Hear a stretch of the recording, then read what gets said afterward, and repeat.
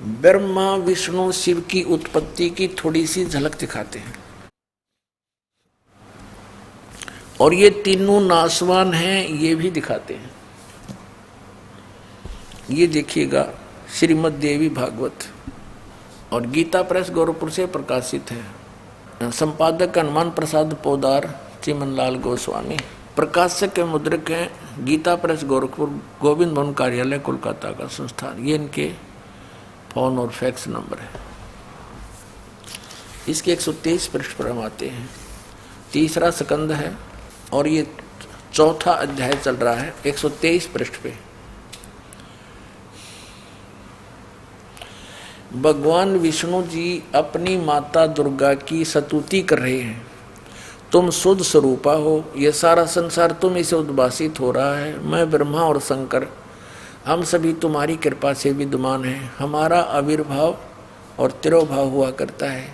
केवल तुम ही नित्य हो, जगत जननी हो, प्रकृति और सनातनी देवी हो। स्पष्ट हो गया। विष्णु जी कह रहे हैं मैं ब्रह्मा और शंकर, हमारा तो आविर्भाव माने जन्म और तिरोभाव माने मृत्यु हुआ करता है।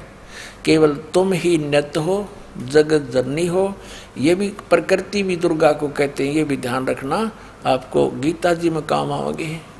और सनातनी देवी हो। भगवान शंकर बोले देवी यदि महाभाग विष्णु तुम्ही से प्रकट हुए हैं तो उनके बाद उत्पन्न होने वाले ब्रह्मा भी तुम्हारे बालक हुए। फिर मैं तमोगुणी लीला करने वाला शंकर क्या तुम्हारी संतान नहीं हुआ? अर्थात मुझे भी उत्पन्न करने वाली तुम ही हो शिवे। संपूर्ण संसार की सृष्टि करने में तुम बड़ी चतुर हो। अपने आत्माओं ये तो एक सदग्रंथ तो वन है। वन हमने जितनी जड़ी की जरूरत है वो निकाल लेंगे, औषधि बना लेंगे। बाकी वन का हम क्या करेंगे ये देखना, वो औषधि निकाल रखिए। इस संसार की सृष्टि स्थिति और संहार में तुम्हारे गुण सदा समर्थ है। इन्हीं तीनों गुणों से उत्पन्न हम रजगुण ब्रह्मा, सतगुण विष्णु, तम गुण शिव जी, ब्रह्मा विष्णु शंकर नियमानुसार कार्य में तत्पर रहते हैं। अपने आत्माओं इस पवित्र देवी पुराण के इस थोड़े से विवरण में कितने कंसेप्ट क्लियर कर दिए? 5। नंबर 1 तो ये हो गया कि ब्रह्मा विष्णु महेश नाशवान है। दूसरा ये हो गया कि इनकी जन्म मृत्यु होती है। तीसरा ये हो गया कि दुर्गा इनकी माता है। और चौथा ये हो गया कि प्रकृति भी दुर्गा को कहते हैं। और 5वां ये हो गया कि रजगुण ब्रह्मा, सतगुण विष्णु, तमगुण शिव जी। और 6ठा ये हो गया कि ये केवल नियमित कार्य ही कर सकते हैं। जिसका जैसा कर्म है उतना ही दे सकते, उसमें कोई परिवर्तन नहीं कर सकते, ना घटा सकते ना बढ़ा सकते। तो ये 5 कंसेप्ट क्लियर हो गए। चाहे न 6 कह लो, क्योंकि दुर्गा इनकी माता है, इनका जन्म मृत्यु होता है। और ये अविनाशी नहीं, जन्म मृत्यु होता है तो अविनाशी भी नहीं है, तो इसको हम एक ही गिन लेते हैं। तो ये 5 कंसेप्ट क्लियर हो गए थोड़े से विवरण में। अरे 5500 वर्ष हो गए इनको कागज पर लिखे हुए को, इन सदग्रंथों को। और आज तक ये हमारे धार्मिक गुरु ये नकली कख नहीं बता सके। हमारे उवाबाई बकते हैं श्री कृष्ण जी अखिल ब्रह्मांड के स्वामी हैं, अखिल ब्रह्मांड के नायक हैं, श्री कृष्ण स्वयं भगवान हैं, इसके अतिरिक्त कोई भगवान ही नहीं है। इन्हें कख का पता है? उवाबाई बक रहे हैं, दुनिया को मूर्ख बना दिया, काल के मुंह में फंसा दिया, सब भूत बनवा दिए, शास्त्र विरुद्ध साधना करवा के। अब और डिटेल दिखाते हैं कि इनका पिता कौन है। माँ का तो बेड़ा पट गया पवित्र दुर्गा पुराण में, देवी पुराण में। अब संक्षिप्त शिव पुराण दिखाते हैं आपको। गीता प्रेस गोरखपुर से प्रकाशित, संपादक हनुमान प्रसाद पोदार। ये वहीं से गीता प्रेस गोरखपुर से प्रकाशित व मुद्रित है। गोविंद भवन कार्यालय कोलकाता का संस्थान गोरखपुर। अब इसके आपको 98वें पृष्ठ से शुरू कराते हैं। ये 98वां पृष्ठ संक्षिप्त शिव पुराण, इसके लास्ट से लेंगे थोड़ा सा, इससे आगे लिंक बन जाता है, इसका क्रम बन जाता है। अपने पुत्र नारद की यह बात सुनकर लोक पितामह ब्रह्मा वहाँ इस प्रकार बोले। 5वां अध्याय समाप्त हुआ। रुद्र संहिता, ये रुद्र संहिता है। ब्रह्मा जी ने कहा, ब्रह्मन देव शिरोमणे, तुम सदा समस्त जगत के उपकार में लगे रहते हो। तुमने लोगों के हित की कामना से यह उत्तम बात पूछी है। जिसमें चराचर जगत नष्ट हो गया था, सर्वत्र केवल अंधकार ही अंधकार था, कुछ भी नहीं था। उस समय तत् सद्ब्रह्म, इस वृत्ति में जो सत्य सुना जाता है एकमात्र वही शेष था। अब ये हमने 99वें पृष्ठ पर पढ़ा, रुद्र संहिता का 5वां अध्याय, 6वां अध्याय पढ़ रहे हैं संक्षिप्त शिवपुराण। अब 100 पर पढ़ेंगे। ब्रह्मा जी क्या कह रहे हैं, जिस परब्रह्म के विषय में ज्ञान और अज्ञान से पूर्ण उक्तियों द्वारा इस प्रकार विकल्प किए जाते हैं। ब्रह्मा जी का है, कुछ ज्ञान कुछ अज्ञान से विकल्प किए जाते हैं। उसने कुछ काल के बाद द्वितीय की इच्छा प्रकट की, उसके भीतर एक से अनेक होने का संकल्प उदित हुआ। उस निराकार परमात्मा ने अपनी लीला शक्ति से अपने लिए मूर्ति की कल्पना की। जो मूर्ति रहित परम ब्रह्म है, उसकी मूर्ति ये सदाशिव है। भगवान सदाशिव है।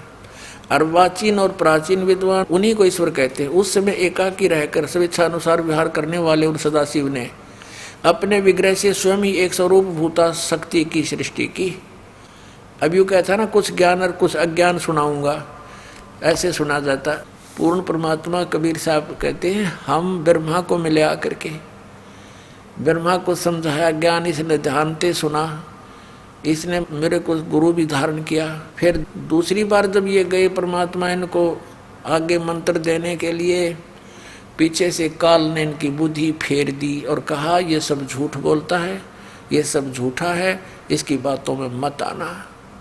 दूसरी बार परमात्मा गए, ब्रह्मा जी ने महत्व नहीं दिया उनको, अनदेखा किया उनकी बातों को और कहा कि नहीं, हमें जो ज्ञान है वो सही है, आप यथार्थ ज्ञान से परिचित नहीं है। लेकिन फिर भी परमात्मा से सुने उस ज्ञान को कुछ आधार बनाया इसने, निराकार आकार में होया, सदाशिव बन गया। उसने अपने ही अंग से एक स्त्री की उत्पत्ति की, दुर्गा की, जो उसके श्रीअंग से कभी अलग होने वाली नहीं थी।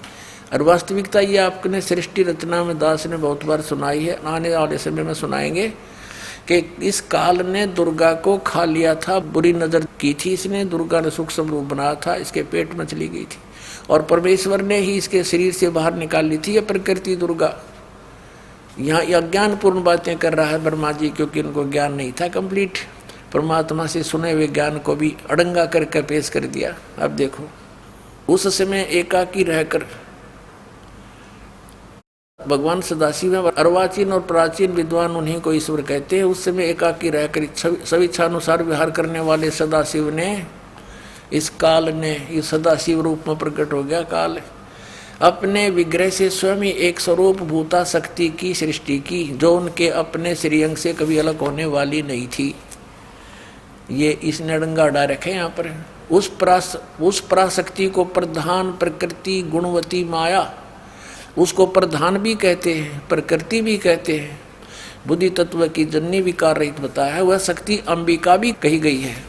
उसी को प्रकृति जोर देकर कहा प्रकृति, और सर्वेश्वरी त्रिदेव जननी, ब्रह्मा विष्णु महेश की माता, जन्म देने वाली, नित्य और मूल कारण भी कहते हैं। सदाशिव द्वारा प्रकट की गई उस शक्ति के 8 भुजाएं हैं, नाना प्रकार के आभूषण उसके श्री अंगों की शोभा बढ़ाते हैं।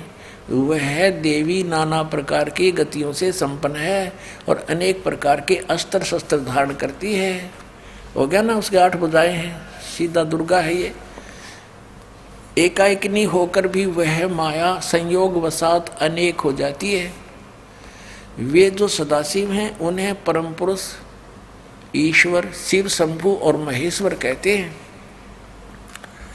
अब हम रुद्र संहिता पढ़ रहे हैं और 6वां अध्याय 101 पृष्ठ पर आ गए हैं। वे अपने सारे अंगों पर भस्म रमाए रहते हैं। उन काल रूपी ब्रह्म ने एक ही समय शक्ति के साथ, ये नाथ गलत प्रिंट है, शक्ति यानी दुर्गा के साथ शिवलोक नामक अक्षेत्र का निर्माण किया था। उस उत्तम अक्षेत्र को काशी कहते हैं। वह परम निर्वाण या मोक्ष स्थान है जो सबसे ऊपर विराजमान है। वे प्रिया और प्रियतम रूप शक्ति और शिव, वो पति पत्नी रूप में दुर्गा और ये काल रूपी शिव, या आ गया ना।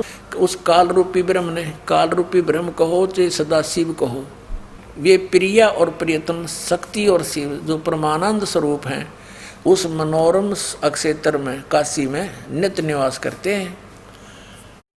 मुने शिव और शिवा ने प्रलय काल में भी, यानी दुर्गा और इस काल रूपी ब्रह्म ने, काल ने उस अक्षेत्र को अपने सानिध्य से मुक्त नहीं किया, कभी भी मुक्त नहीं किया, वहीं रहते हैं। देवर से एक समय उस आनंद वन में रमण करते हुए शिवा और शिव के मन में यह इच्छा हुई कि किसी दूसरे पुरुष की सृष्टि करनी चाहिए, जिस पर यह सृष्टि संचालन का महान भार रखकर हम दोनों केवल काशी में रहकर सब इच्छा अनुसार विचरें और निर्वाण धारण करें। ऐसा निश्चय करके शक्ति सहित सर्वव्यापी परमेश्वर शिव ने अपने वाम भाग के 10वें अंग पर अमृत मल दिया। फिर तो वहां से एक पुरुष प्रकट हुआ। इन्होंने, काल ने और दुर्गा ने अपना स्त्री पुरुष कर्म किया, ग्रस्त कर्म किया, उससे एक पुरुष प्रकट हुआ। उसका नाम कह दिया, एक पुत्र उत्पन्न हुआ। 102 पृष्ठ पर देखो, 102 पृष्ठ पे ये संक्षिप्त शिव पुराण हम पढ़ रहे हैं। शिव ने कहा, जो बच्चा उत्पन्न हुआ उसको, उसके बारे में कहा, वत्स व्यापक होने के कारण तुम्हारा विष्णु नाम विख्यात हुआ। इति सिद्धम के दुर्गा और काल के संयोग से, पति पत्नी व्यवहार से विष्णु की उत्पत्ति हुई। अब सिद्ध हो गया विष्णु की माता दुर्गा और पिता ये सदाशिव काल रूपी ब्रह्म, ये काल है, ज्योति निरंजन है। अब ब्रह्मा के माता पिता, नेक्स्ट ये तो छठा अध्याय समाप्त हुआ। देखिए अब ये हमने पढ़ा, तेरा विष्णु नाम विख्यात हुआ, छठा अध्याय समाप्त हुआ। 7वें अध्याय में रुद्र संहिता और पृष्ठ नंबर 103 पे अब ब्रह्मा जी कहते हैं देवर से, तत्पश्चात कल्याणकारी परमेश्वर सांब सदाशिव ने, इस काल ने पूर्ववत प्रयत्न करके, जैसे विष्णु उत्पन्न किया था दुर्गा से संयोग से, अपने दाहिने अंग से मुझे उत्पन्न किया। अपने आत्मा। अब यहाँ ये अनुवाद करता शर्मा गया कि शिव से शिव की उत्पत्ति कैसे लिखूं, तो यहाँ तक टाल बटोल कर गया। परमात्मा कहते हैं, चोर चोरावे तुमबड़ी गड्ढे पानी में, वो गड्ढे हुआ ऊपर आवा, सच्चाई छनी ना। किसी चोर ने किसी दूसरे का तुम्बा चुरा लिया सूखा, एक फुटबॉल जैसा हुआ करे, इतना लंबा, ये समझ लो सीताफल जैसा, पेठे जैसा, और वो सूखने के बाद बिल्कुल खाली हो जाता अंदर से। साधु लोग उसको एक तारा भी बनाते थे, उसमें जल भी रखते थे, और वो चोर छुपाने के लिए जल में बढ़ गया और वो नीचे छोड़ा है। वो बाहर आगे बैठे, इतने थोड़ी देर में ऊपर आ गए, नूर चमक जा, वो फिर दबा का है, वो थोड़ी सी देर में आके ऊपर, फिर वो नू दिखा की तेज ऊपर निकला। तो कहते हैं इन्होंने इस सच्चाई को छुपाने की पूरी कुचेष्टा की, लेकिन ये छुपा नहीं सके। अब देखो यही शिव पुराण आपको दिखाते हैं।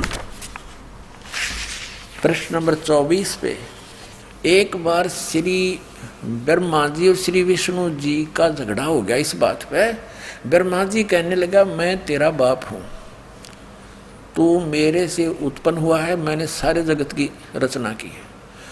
और विष्णु जी कहने लगे, मैं तेरा पिता हूँ, तेरा जनक हूँ, तेरी उत्पत्ति मेरी नाभि कमल से हुई है। इस बात पर दोनों का काफ़ी युद्ध हो गया। इस काल रूपी ब्रह्म ने, इनके पिता ने, ये गुप्त रहता है, इसने प्रतिज्ञा कर रखी है, मैं कभी किसी के समक्ष नहीं आऊँगा, अपने ओरिजिनल रूप में, ओरिजिनल वास्तविक रूप में। जैसे ब्रह्मा विष्णु का आपस में विवाद हुआ तो शिव रूप में आ गया। कहीं पर विष्णु और शिव का विवाद होता है तो ये ब्रह्मा के रूप में खड़ा हो जाता है। तो ये समझे नहीं पाए कौन है ये, के सांग है। तो अब परमात्मा ने आके बताया, इसके सारे षड्यंत्र का बांडा फोड़ कर दिया। अब क्या हुआ, ये काल आके खड़ा हो गया। पहले इसने सतम पिलर डाल दिया बीच में, एक जिसको लिंग बोलते हैं, तेजों में लिंग खड़ा कर दिया, पिलर बहुत बड़ा। तो ये दोनों युद्ध करना बंद करके ब्रह्मा और विष्णु जी आश्चर्य में पड़ गए कि इतना लंबा कहाँ से आ गया अचानक। फिर उसको कोई ऊपर न एक नीचे न, इसमें ढूंढने लगे। लंबी कथा है, हम शॉर्ट करेंगे भी। तो उसी समय ये काल आ गया वहां पर शिव रूप में। इन दोनों को समझा कि तुम भगवान नहीं हो और तुम अपने आप को भगवान मान बैठे। तो फिर इन्होंने प्रश्नोत्तरी की, वो आगे दिखाते हैं। हम अपने मतलब की वस्तु लेते हैं। ये है 24 पृष्ठ श्री विष्णु पुराण और विद्वेश्वर संहिता। और इसमें ये ब्रह्मा और विष्णु का युद्ध हुआ, इनके बीच में ये सतम खड़ा कर दिया। इसके बाद फिर काल जब ब्रह्मा आ गया इनके सामने शिव रूप में, इनकी वार्ता हुई। ब्रह्मा और विष्णु ने पूछा, प्रभु सृष्टि आदि 5 कृत्यों के लक्षण क्या हैं, यह हम दोनों को बताइए। भगवान शिव बोले, मेरे कृत्यों को समझना अत्यंत गहन है, तथापि मैं कृपा पूर्वक उन्हें उनके विषय में बता रहा हूँ। ये सारा कुछ हम अपने मतलब की बात लेंगे। ये आपने पढ़ा 25 पृष्ठ पे विद्वेश्वर संहिता, संक्षिप्त शिव पुराण 26 पृष्ठ पे। अब यहाँ हम आ जाते हैं। अब ये काल कह रहा है ब्रह्मा और विष्णु को, पुत्रों तुम दोनों ने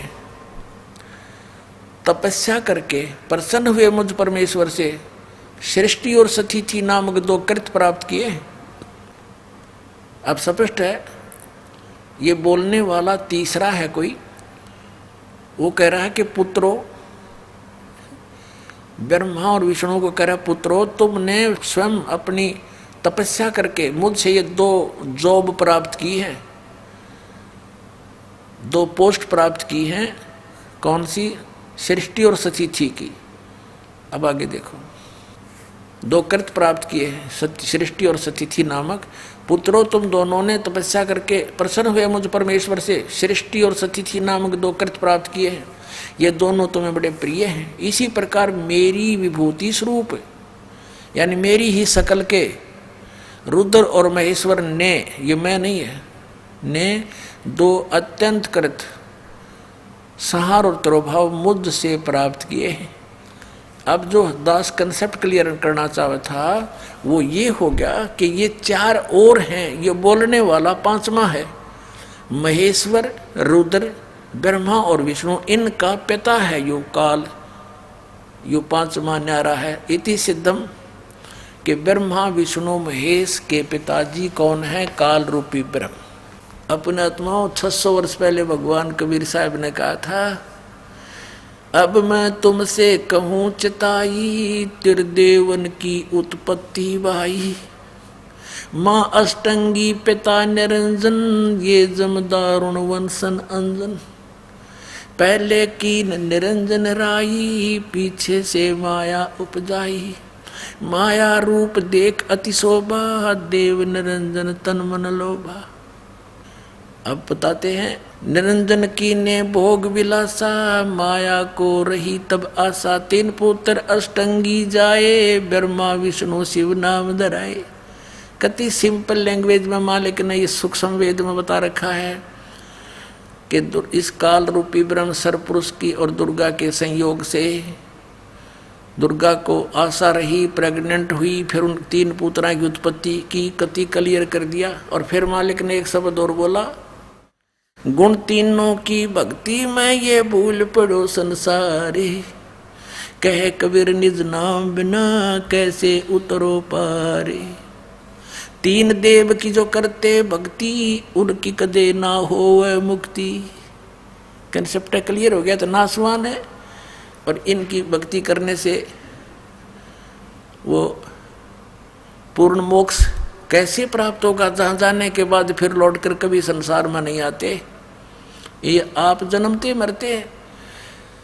तो इसके लिए इन्हीं पवित्र सदग्रंथों से प्रमाणित करेंगे आपके लिए। पहले तो ये प्रमाणित करते हैं ये 3 गुण क्या हैं, रजगुण ब्रह्मा, सतगुण विष्णु, तमगुण शिव जी। वैसे तो बहुत बार आ चुका है, फिर भी पुण्यात्माओं ये अज्ञान भी हमारे अंदर हजारों वर्षों से फीड किया गया, झूठा लगातार लगातार फीड कर दिया, हम यहाँ तक भर दिए इस अज्ञान से। अब ज्ञान सुनते हैं तो हमें अंदर जगह नहीं, लेकिन ये ऐसा ज्ञान है कि अपनी जगह बनाएगा और उसको बाहर फेंक देगा उठा करके। अब देखना मार्कंडेय पुराण में स्पष्ट किया है, ये अपने पवित्र पुराण सदग्रंथ हैं जिनको हम शिरोधार्य मानते रहे और पढ़ते रहे और खरीदते रहे। ये गीता प्रेस गोरखपुर से प्रकाशित है, प्रकाशक एवं मुद्रक हैं गीता प्रेस गोरखपुर, गोविंद भवन कार्यालय कोलकाता का संस्थान। अब इसके 123 पृष्ठ पर ले चलते हैं आपको, 123 पृष्ठ पे। अब यहां से शुरू करेंगे 122 से हम संक्षिप्त मार्कंडेय पुराण। यहां देखिएगा, मार्कंडेय जी बोले, ये मार्कंडेय जी का ही आगे ज्ञान है। यहां आ जाते इसके सामने हम, रजगुण प्रधान ब्रह्मा, तमोगुण प्रधान रुद्र और सतोगुण प्रधान विश्वपालक विष्णु है। ये ही 3 देवता है और ये ही 3 गुण है। वैसे तो पुण्यात्माओं कहते हैं बुद्धिमान को संकेत गणाओ है, बहुत होता है, फिर भी क्योंकि हम बहुत दिनों से रंगे पड़े हैं, कई मन में थोड़ा सा भी कंसेप्ट क्लियर ना हुआ तो ये काल फिर स्थान बना जाएगा आपके अंतःकरण में। लेकिन दास ऐसी जगह छोड़ने को ना कि ये फिर समा जाए आपके अंदर। ये देखिएगा श्रीमद् देवी भागवत, ये प्रथम भाग, ये कहाँ से प्रकाशित है? अथ देवी भागवतम सभाष्टीकम सहमात्यम, खेमरा श्री कृष्ण दास प्रकाशन, बम्बई 4 है। अब हम इसके यहाँ आते हैं, ये है अथ श्री मद देवी भागवते भाषा टीका युक्ते तृतीय स्कंद है सब प्रारंभते, ये 3रा स्कंद प्रारंभ। इसके हम 11 पृष्ठ पर ले चलते हैं आपको, ये 11 पृष्ठ है और ये 3रा स्कंद है भाषा टीका तृतीय स्कंद अध्याय 5। ये अध्याय 5 का ये 7वां श्लोक यहाँ समाप्त हुआ और 8वां प्रारंभ होता है। भगवान शंकर कहते हैं, हे माता यदि हमारे ऊपर सदा आप दया युक्त हो तो हमको तमोगुण में किस प्रकार प्रदान किया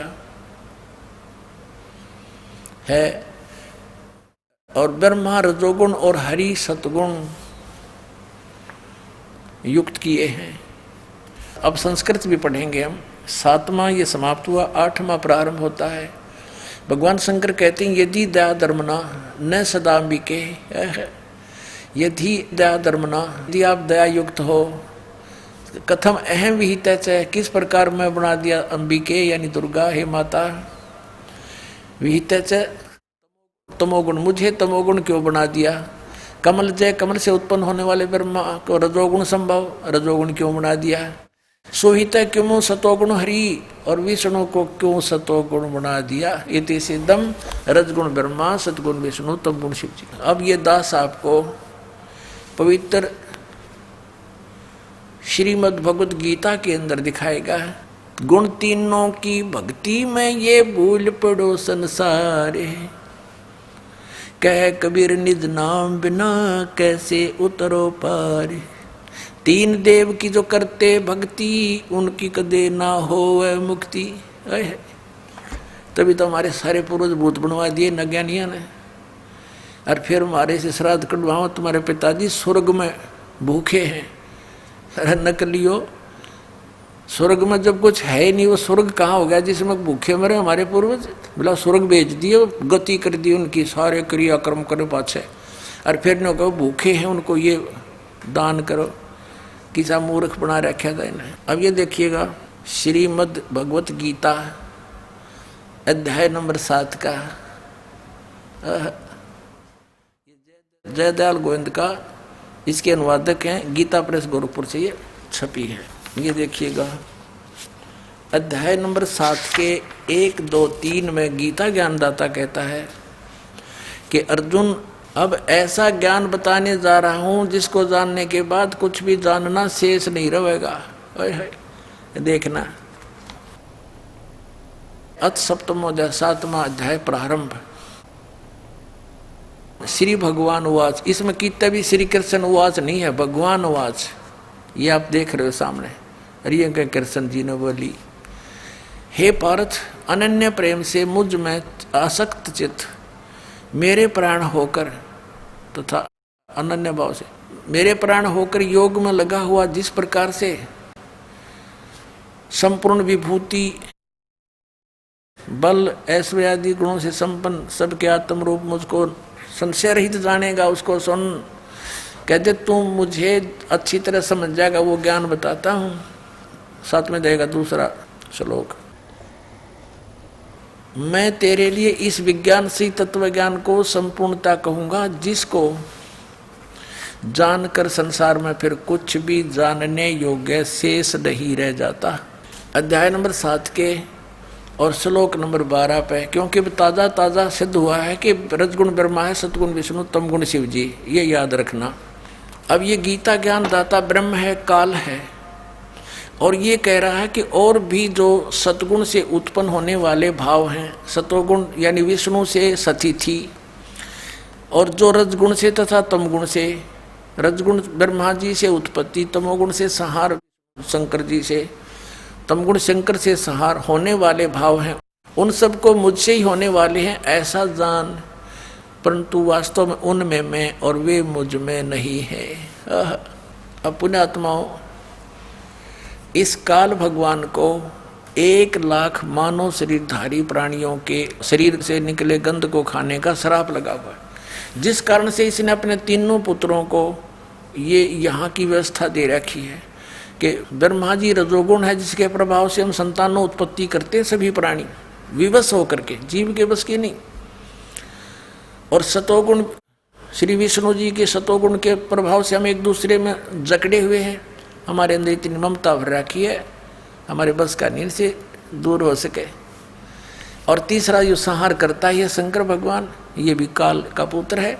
तो इन तीनों से ये कहता है कि जो रजगुण से होता है ब्रह्मा जी से उत्पत्ति, और विष्णु जी से स्थिति, और शिव जी से संहार जो कुछ भी हो रहा है, इसका निमित्त कारण तो मैं ही हूँ, पर मैं इनके सामने नहीं आता, इनसे अलग रहता हूँ।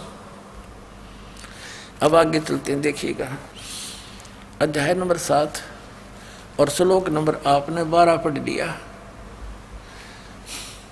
और भी जो सतोगुण से उत्पन्न होने वाले भाव हैं, यानी सतिथि, और रजोगुण जो ब्रह्मा से सृष्टि उत्पत्ति, और तमोगुण शंकर से जो संहार होता है, उन सब को मुझसे ही होने वाले हैं ऐसा ही जान, परंतु वास्तव में इनमें मैं और वे मुझ में नहीं है, इनसे बाहर है ये। अब 13वें में कहा है कि गुणों के कार्य रूप सात्विक, राजस और तामस, इन तीनों प्रकार के भाव से, यानी इन्हीं के ऊपर आसक्त ये सारा संसार प्राणी समुदाय मोहित हो रहा है, इन तक सीमित है, ब्रह्मा विष्णु महेश तक। इन तीनों गुणों से, रजगुण ब्रह्मा, सतगुण विष्णु, तमगुण शिव जी से परे मुझ अविनाशी को नहीं जानता। ये कहते हैं इनसे ऊपर हूं मैं, अलग हूं। अब आगे देखो, अब 14वें में कमाल कर दिया, श्लोक नंबर 14 7वें अध्याय का, क्योंकि यह अलौकिक अर्थात अति अद्भुत त्रिगुणमयी मेरी माया, रजगुण ब्रह्मा, सतगुण विष्णु, तमगुण शिव जी के द्वारा फैलाया गया ये जाल, ये बड़ी दुस्तर है, बड़ा खतरनाक है। जो पुरुष केवल मुझको निरंतर भजते हैं, वे इस माया को ब्रह्मा विष्णु महेश से ऊपर उठ जाते हैं, उल्लंघन कर जाते हैं।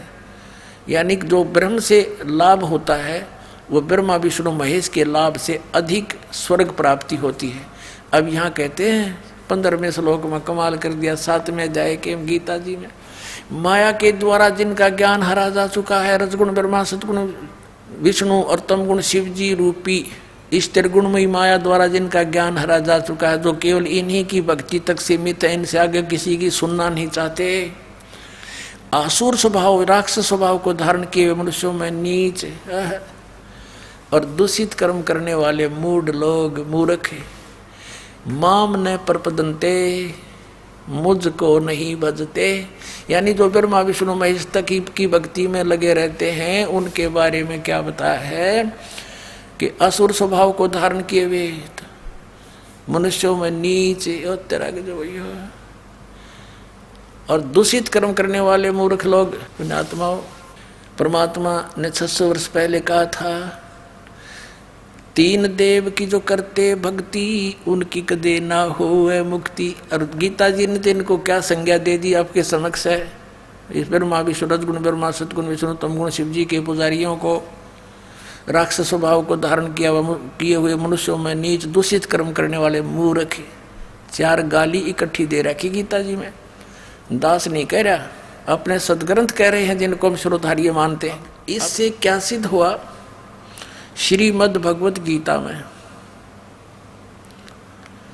ये स्पष्ट हो गया, इन तीनों गुण की भक्ति में ये भूल पड़ो संसारी, कहे कबीर निज नाम बिना कैसे उतरो पारे। हरे राम हरे कृष्ण राधे राधे श्याम मिला दे, एवं नमः ओम श्री सतगुरुदेव एवं नमः, ये इस तरह के मनमुखी साधनाएं हैं, शास्त्र विधि के विरुद्ध है ये मंत्र। अब इसमें स्पष्ट हो गया है, परमात्मा ने कहा था तीन देव की जो करते भक्ति उनकी कदे ना हुआ मुक्ति। अरे पवित्र श्रीमद् भगवत गीता ने स्पष्ट कर दिया कि इन तीनों देवताओं की भक्ति करते हैं, वो है तो शास्त्र विरुद्ध है। और राक्षस स्वभाव को धारण किए मनुष्यों में नीच दूषित कर्म करने वाले मूर्ख, ये ब्रह्म कहता है मेरी भक्ति भी ना करते। अब इनको ऐसा क्यों कहा? जैसे एक बार श्री ब्रह्मा रजगुण की